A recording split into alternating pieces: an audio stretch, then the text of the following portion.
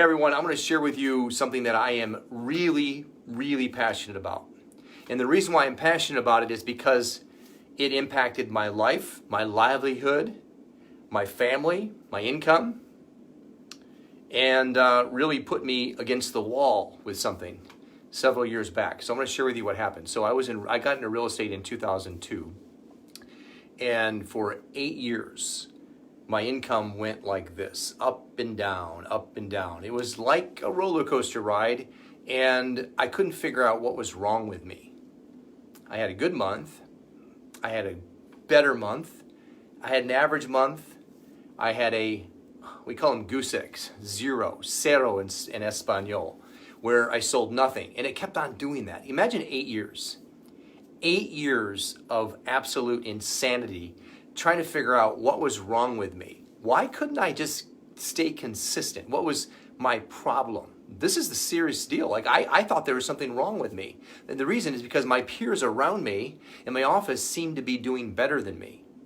Mostly all the time. And it was terribly frustrating. I didn't know what it was.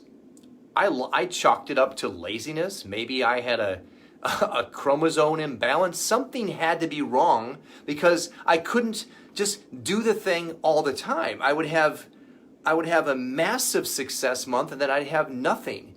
And then it would just never be consistent. So I had a point where I had enough. I had reached the point, and it was December of 2010, where I said, this is it. And the reason is because I couldn't provide for Christmas presents for my family. I had 2 daughters and a son on the way. And it was the saddest moment of my life because I didn't have any closings that month in real estate and no money. Yeah, it was. Now, this is not a woe is me. I know people are far worse off than I was or am. At the moment for me, it was a moment of truth where I realized that I had to do something differently. There was something that was wrong, fundamentally wrong. I didn't know what it was, actually. All I knew is I needed to make a change. So let me share with you what this thing is, what I found to be the truth. And it took me a long time to figure this out. So I'm 48 years old. I didn't know it even then. I did something about it, but I'm going to share with you what this is. So it's something that's called the knowing-doing gap. The knowing-doing gap. And this is what the knowing-doing gap is. There's a great difference between what we know and what we do. Seems pretty simple, right? It seems like so simple we might be able to adjust that. Well, why don't we just do the thing? Here's the challenge. Let me share with you 2 examples how knowing doesn't equal doing.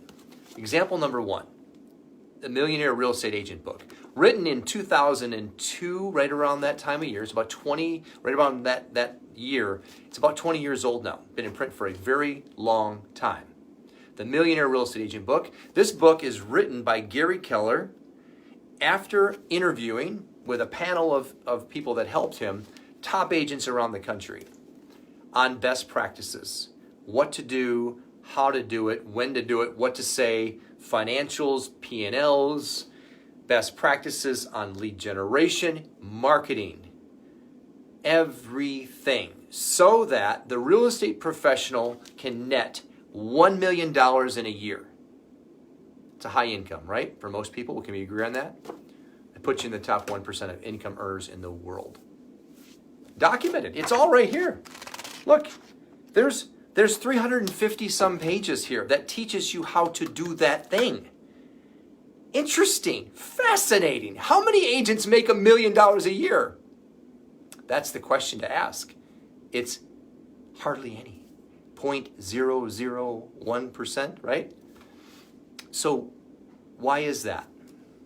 The knowing-doing gap. Let me share with you even a more profound example of the knowing-doing gap. Right here.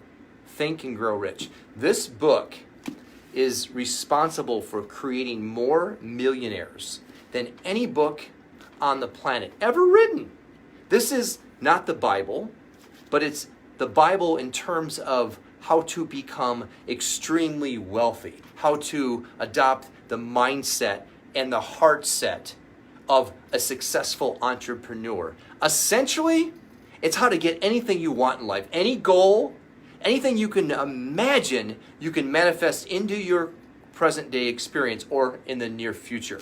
Think and Grow Rich. It's not a book about being rich unless you want it to be.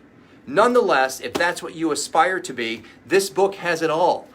Napoleon Hill spent 25 years of his life interviewing the most successful people that had walked the planet at the time.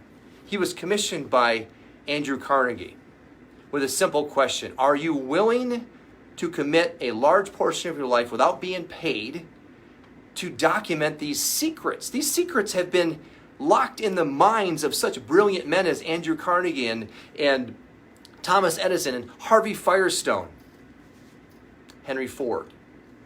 But they weren't documented in a success manual. In a success manual like this. You see that? So it's kind of like Gary Keller did it, years and years later, but this is the one. So, knowing that this book exists, how many people have read it and adopted its principles and literally had it change their actions? The answer is pretty similar to the one here. Very few, 0.0001%. So, I rest my case. This is what was happening to me. The knowing-doing gap. I knew what to do. I knew exactly what to do. I just couldn't do it. I couldn't take action. If this is resonating with you, if this concept is like, if you're thinking like, oh my God, this is me, or I know somebody, not just in real estate, who just isn't taking action, then there's a link in this video. Just send them there, share this video with them, because here's the reason. This is exactly what's going on. And by the way, if you're watching this live, please comment or hit pound or type pound live.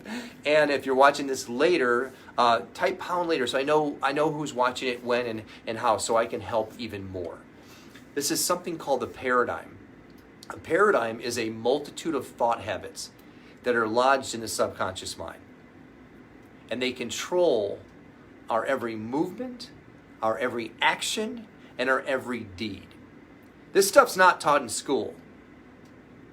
I certainly wasn't taught it. The paradigm is the controlling mechanism.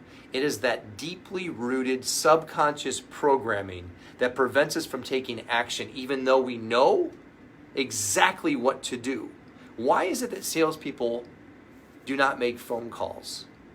They stare at the phone, or they might make a couple calls, but they don't go into it tenaciously, knowing that the very thing that they need lies at the other side of that phone call. They need to connect directly with buyers and sellers in real estate, and they know that we have access to phone numbers of people that might want to take action, and yet they don't do it. The phone becomes a 10,000-pound weight, as we say. That's exactly why, the knowing-doing gap. There's a disconnect, because deep down inside, the subconscious programming is not wired for success. It is not allowing them to literally move and propel and to take action. And here's why. Let me show you this. This is something that I've learned. Well, let me give it this way. Okay, it's called the stick person. Okay, there we go. Okay, the stick person. The reason why we do this is so we can show you what's happening with the conscious and subconscious mind. The conscious mind is represented by C. The S below it is the subconscious. Thoughts lead to feelings. Subconscious is in every cell of the body. What keeps our heart beating? What keeps our heart beating? What keeps our lungs moving? It's the subconscious. And you'll see that when you impress an idea upon the subconscious mind, it is an impression that is at a cellular level. This moves the body into action. This is why the arrows go this way and then back this way. You see, because that's action-reaction. If I'm programmed for success, I don't think twice about making a phone call. You see, it does no good for sales coaches or sales managers to yell and raise their voice that salespeople should make more calls when they don't know what's underneath it. It's unhelpful, because the salesperson is like, yeah, I know, right? Like, it sucks. That's unhelpful. It's completely frustrating, which is why so many sales organizations fail, because they don't understand what's at place here. It is the subconscious programming right here in the subconscious mind that then ends up turning into action. And then the reaction is what happens when the world responds to somebody who is vibrating at a high level, somebody who is wired for success. Our words our enunciations, our clarity, our connection, our ability to ask deep questions, to be tuned in. All of that is controlled by the paradigm, and it is responsible 100% for our results. We don't change the results by taking action alone, because action born out of lack of inspiration is going to be uninspired action. And that's got bullshit written all over it. And that's exactly why people fail, because people pick it up on them. They sense a salesman, someone who's trying to take something from them. But when you really have this hardwired in you, you're going to take action at a new level. You're going to have inspired action. And there's such a difference. People talk about, oh, it's such hard work. It shouldn't be. It shouldn't be. It could be fun. It could be, what if it was easy? How about that? When you're doing what you love because you're wired to do it, you're having fun. It's easy. You see that when you change the programming inside, the actions flow smoothly and effortlessly from that. That's the knowing-doing gap. That's the paradigm.